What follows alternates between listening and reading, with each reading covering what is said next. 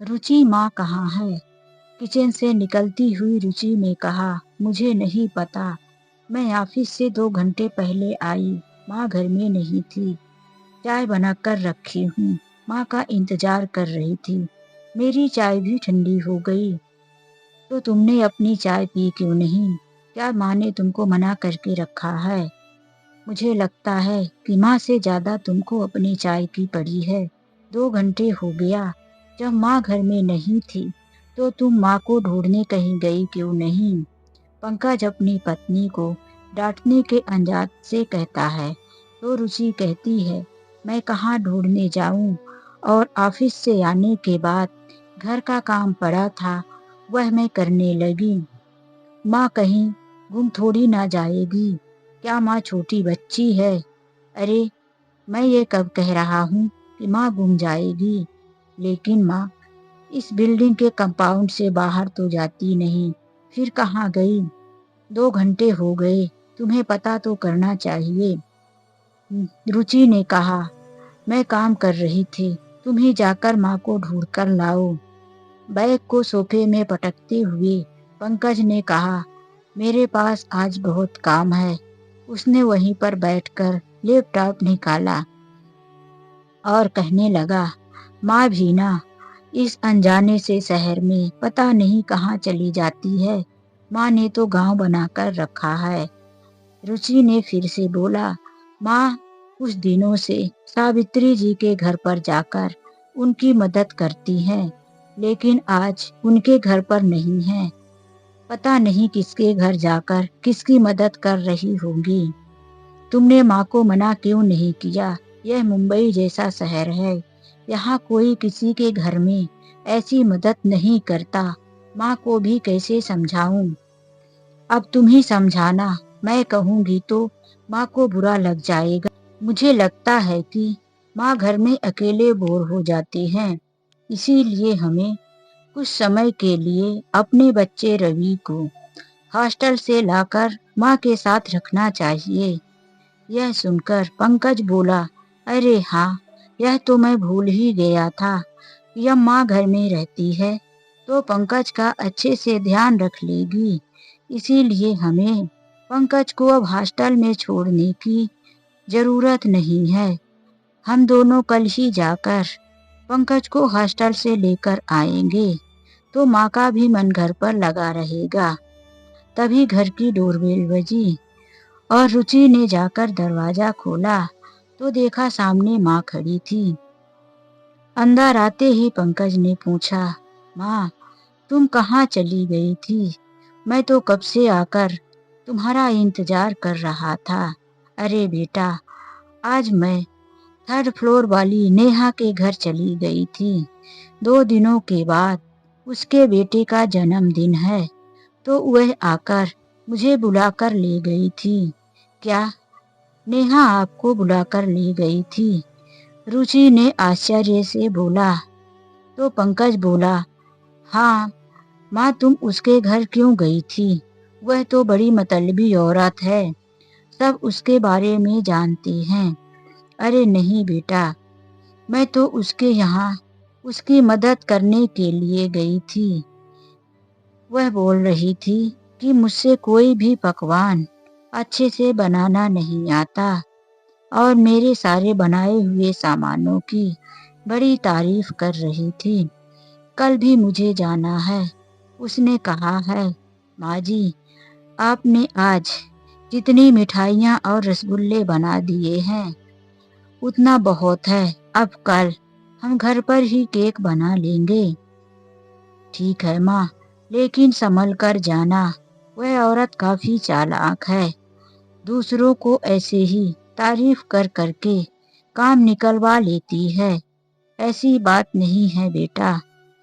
Kitchen में जाकर रुचि चाय लाकर कहती है, लो माँ जी, चाय पी लो, आपका ही इंतजार कर रही थी। अच्छा हुआ बहू, तुम चाय लेकर आ गई। मेरा भी चाय पीने का बहुत मन था। पंकज कहता है, माँ, उस नेहा ने आपको चाय भी नहीं पिलाया। अरे बेटा, वह तो कई बार पूछी, लेकिन मैंने ही मना कर दिया। रुचि ने मुस्कुराते हुए कहा, माँ जी, वह ऐसा ही करती है। कभी उसके घर हम लोग जाते हैं तो वह चाय बनाकर नहीं लाती। उसे तो चाय बनाना आता ही नहीं। उसकी चाय पीने से मुंह खराब हो जाता है। वह बस पूछती है, लेकिन अपनी जगह से उठती ही नहीं है। यह कहकर रुचि हंसने लगी। पंकज के भी चेहरे पर हंसी आ गई।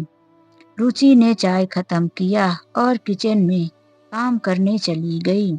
दूसरे दिन पंकज के ऑफिस जाते ही नेहा फिर से माँ जी को बुलाने आ गई। आज माँ जी नेहा के घर पे काम कर रही थी तो नेहा ने कई काम बताकर रख दिए। माँ जी, आज पहले केक बनाना है। कल ही मेरे बेटे का बर्थडे है। उसके बाद मावा की जलेबी बनाना है। मेरे हस्बैंड को बहुत पसंद है। और फिर छेना का जो सफेद रसगुल्ला आता है वह भी बनाना है। माँ जी, जरा जल्दी जल्दी हाथ चलाइए। आज सारे काम निपटा देना है। माँ जी ने कहा, एक कप चाय बनाकर पिला दो, फिर मैं सारे काम शुरू करती हूँ। नेहा ने कहा, अरे अभी तो काम शुरू भी नहीं किया और आपका मन हो गया चाय पीने का। काम खत्म होते ही हम लोग चाय बनाकर पिएंगे। अभी तक नौकरानी भी नहीं आई। नहीं, पहले मैं चाय पी लूंगी, उसके बाद ही काम करूंगी। अरे आंटी, अभी किचन में चाय बनाने का टाइम नहीं है। काम वाली आती ही होगी। जब तक आप केक बनाने की शुरुआत तो करो। अब सावित्री जी को लग रहा था कि मेरा बेटा पंकज और रुचि दोनों ठीक ही कह रहे थे। उनके सामने उनके बेटे और बहू की बातें साफ साफ दिखाई देने लगी थी। सावित्री जी ने कहा, नेहा, आज मेरी तबीयत कुछ ठीक नहीं है। तुम कामों में मदद करो। तो नेहा ने कहा, ऐसे भी क्या नाटक करती हो माँ जी। मैं आपसे कोई फ्री में काम नहीं करवा रही हूँ। मैं तो आपको इस काम के पैसे दूंगी। जब नेहा की बातें सुनी तो सावित्री जी की आंखें खुली रह गई, मुंह फटा रह गया। अरे, यह मुझे क्या समझ रही है? क्या इसके घर में काम करने आई हूँ? मैं तो इसके यहाँ इसकी मदद करने आई थी। उन्होंने कहा, पैसे के लिए मैं काम करने नहीं आई हूँ नेहा बेटी, मैं तो तुम्हारी मदद करने आई हूँ। हम लोग ऐसे ही एक दूसरे के किसी भी प्रोग्राम या उत्सव दुख सुख में शामिल होकर गांव में मदद कर दिया करते हैं। अरे आंटी जी, मैं सब कुछ समझती हूँ। यह मुंबई जैसे शहर में कोई किसी की ऐसे ही मदद नहीं करता। आपको पैसों की जरूरत है। मुझे आंटी ने बिमला देवी जी ने बताया कि आप उनके घर पे कई दिनों से काम कर रही थी, उनकी मदद कर रही थी, तो इसीलिए मैंने आपको बुला लिया। मैं भी पैसे ही दूंगी। अब तो सावित्री जी का वहां बैठने का एक पल मन नहीं हुआ। वह उठी और बोली, बेटी, मैं जरा दवाइयाँ खाकर आती हूँ। मेरी कुछ तबीयत ठीक नहीं लग रही है।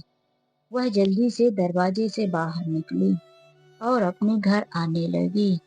तभी उन्हें रास्ते में उनकी बहू मिल गई। साथ में उनका 8 साल का पोता रिंकू भी अपनी माँ का हाथ पकड़े था।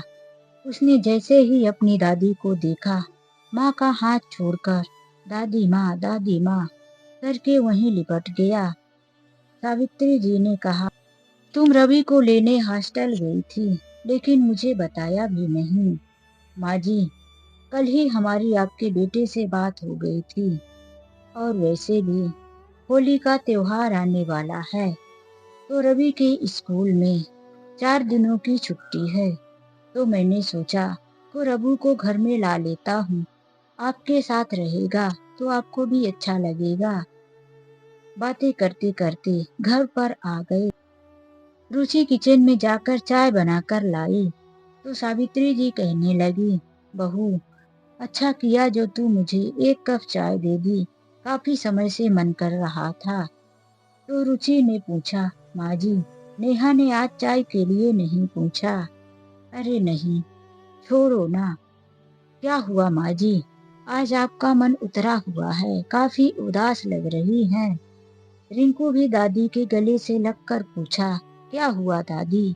बताओ तो सही, मुझे देखकर आपको खुशी नहीं हुई? दादी ने रिंकू के दोनों हाथों को अपने गले से निकालते हुए कहा, बेटा बहुत खुशी हुई, बस तुम्हें ही देखने की तो मन में बड़ी लालसा थी। लेकिन लेकिन क्या माँ जी? बताइए ना, आप जरूर कुछ छुपा रहे हैं। बहू, पंकज को मत बताना, बात बहुत आगे बढ़ जाएगी। अरे, तुम लोग ठीक ही कह रहे थे कि वह नेहा बड़ी स्वार्थी है। उसने तो मुझे, फिर माँ जी ने सारी बात बता दिया कि किस तरह से नेहा ने मेरा अपमान किया। ठीक है माँ जी, आप कह रही हैं तो मैं नहीं बताऊंगी, लेकिन मैं नेहा को बिना सबक सिखाए नहीं रहूंगी। उसने अपने आप को समझ क्या रखा है, बड़ी अमीर जाति आई है, मेरी सास को अपनी नौकरानी बनाएगी। शाम का टाइम हो रहा था। रुचि अपने बेटे रवि को लेकर उसे कपड़ा दिलाने चली जाती है। सामने होली का त्योहार था। तभी सावित्री जी घर पर अकेली होती हैं, तो बिमला देवी भी घर पर आ जाती हैं। बिमला देवी को देखकर सावित्री जी कहती हैं, आओ बहन, कैसी तबीयत है? तबीयत तो अब ठीक है, ये लो पैसे पकड़ो। सावित्री जी पैसे को देखकर पूछने लगी, यह पैसे किसके हैं? तो बिमला देवी ने कहा, अरे यह तुम्हारे काम के पैसे हैं, जो तुमने पिछले 4-5 दिनों से मेरे घर पर काम किया था। सावित्री जी का फिर से एक बार अपमान। उन्होंने कहा, कैसी बातें करते हो बिमला बहन, मैंने तो ऐसे ही मदद के लिए काम कर दिया था।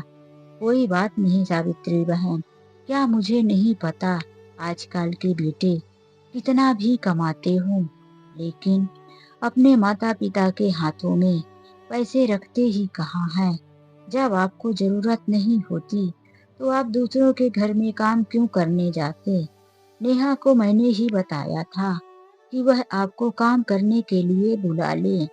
अच्छा, तभी नेहा कह रही थी कि मुझे बिमला देवी ने बताया है। हाँ, ये 500 रुपए कम पड़ रहे हैं क्या? लो 50 रुपए और ले लो। सावित्री जी उठ खड़ी हुई और कहने लगी, बस बहुत हो गया बिमला देवी, अब निकल जाओ मेरे घर से।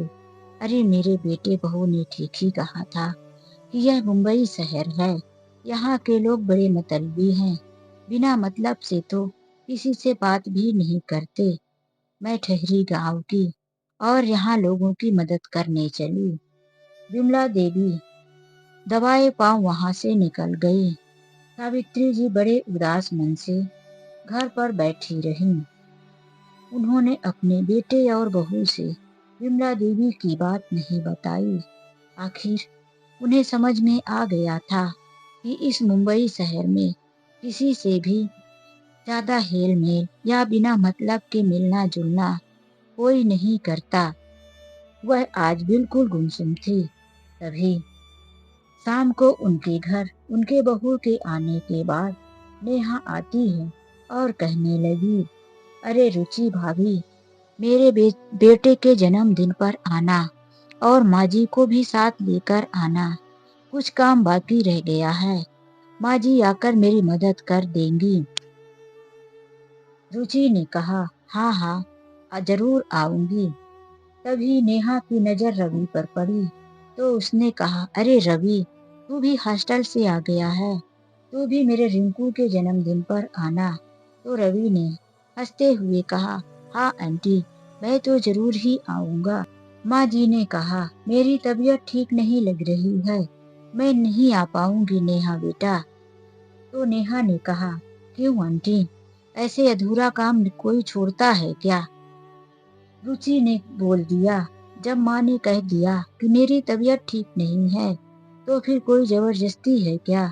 अरे नहीं भाभी, कोई बात नहीं। नेहा घर से चली गई।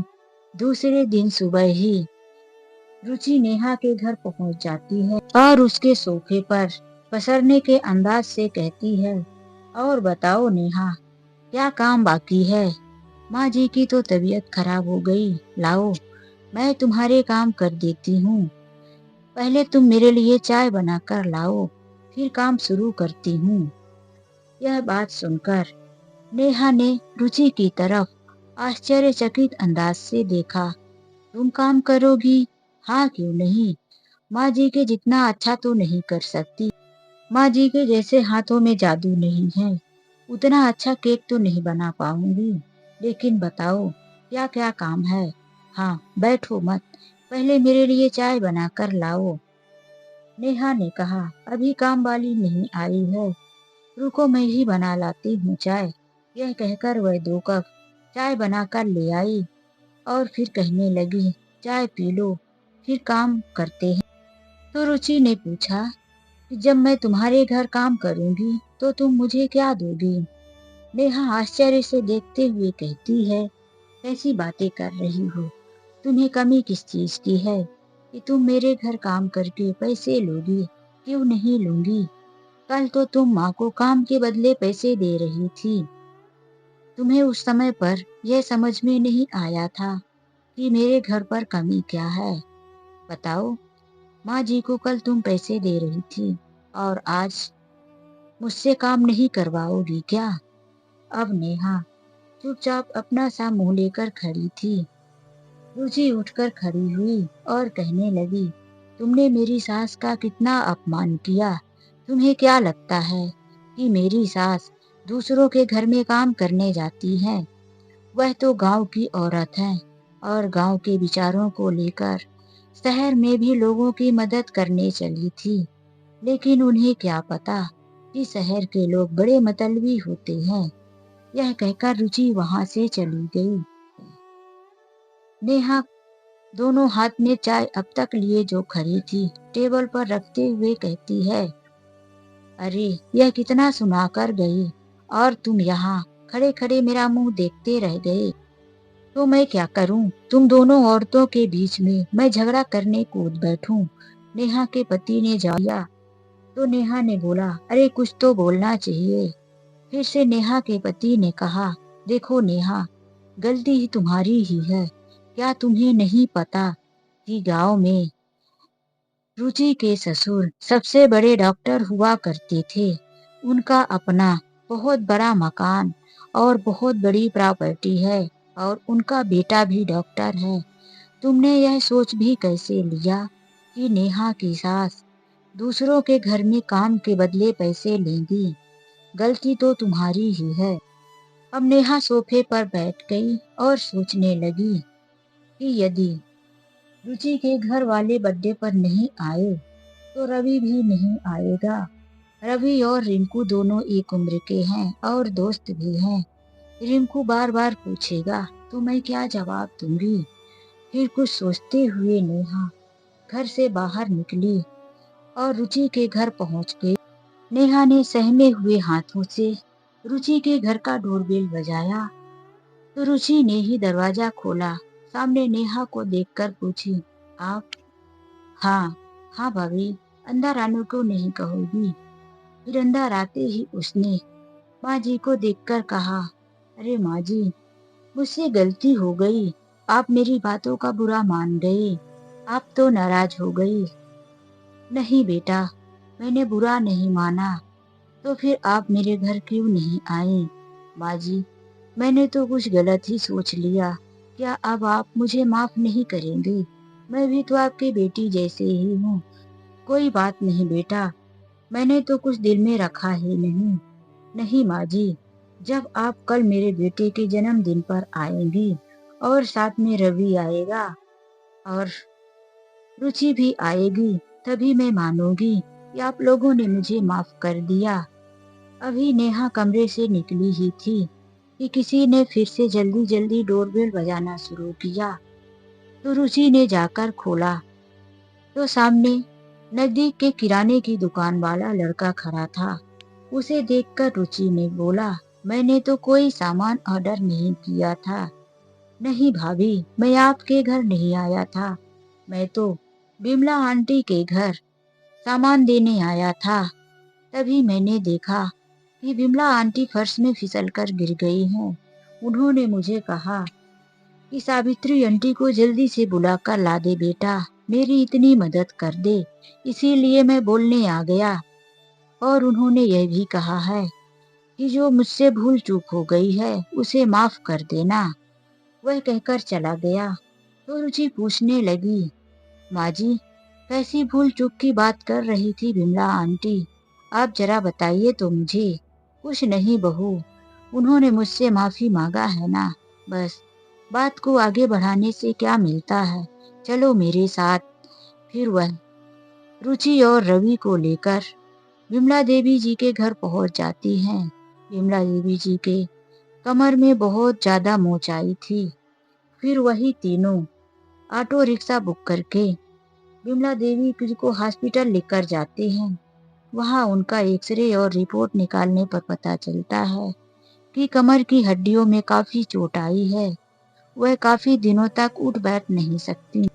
फिर वह लोग विमला देवी जी को लेकर देर रात तक घर आए। रुचि ने कहा, माँ जी, मुझे चलना है। मैंने पंकज को फोन करके बता दिया था कि मैं बिमला आंटी के साथ हॉस्पिटल आई हूँ, लेकिन घर में खाना कुछ नहीं बना है। रुचि अपने बेटे रवि को लेकर घर आ गई तो बिमला देवी जी दोनों हाथ जोड़कर आंखों में आंसू भरकर सावित्री जी से माफी मांगने लगी।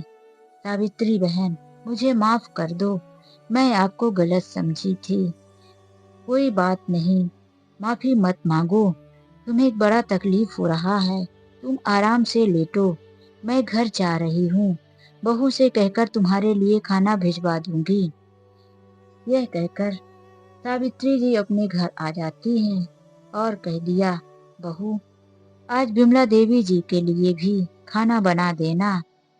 कई दिनों तक सावित्री जी बिमला देवी जी की मदद करती रही, उनकी देख रेख करती रही। लेकिन अब सावित्री जी के एक व्यवहार की वजह से उस बिल्डिंग में सभी लोग एक दूसरे की मदद करने लगे थे। सावित्री जी का मान सम्मान और भी बढ़ गया था। सब लोग उनको यही कहते कि जहां हम एक दूसरे से बात भी नहीं करते थे, आज वहीं हमारे बिल्डिंग में सब एक दूसरे के दुख सुख में शामिल होते हैं। और यह सब सावित्री देवी जी की वजह से संभव हो पाया है। पंकज और रुचि दोनों ड्यूटी चले जाते थे तो माँ घर पे अकेली होती।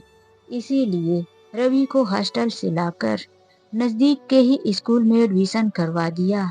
अब सुबह शाम स्कूल से आने के बाद रवि अपनी दादी के साथ रहता तो सावित्री देवी जी का भी मन लगा रहता था। उन्होंने अपने गांव के पूरे बंगले को किराए से दे दिया था और जो भी पैसे उस किराए से आते थे, उन पैसों से सावित्री देवी जी आसपास के गरीबों को मदद किया करती थी। सावित्री देवी जी के एक अकेले के कदम से बहुत कुछ सुधार हो चुका था। तो दोस्तों, यह कहानी आप लोगों को कैसी लगी, लाइक और कमेंट करके जरूर बताएं। चलिए मिलते हैं ऐसी एक नई कहानी के साथ। आज के लिए बस इतना ही। राधे राधे, जय श्री कृष्णा।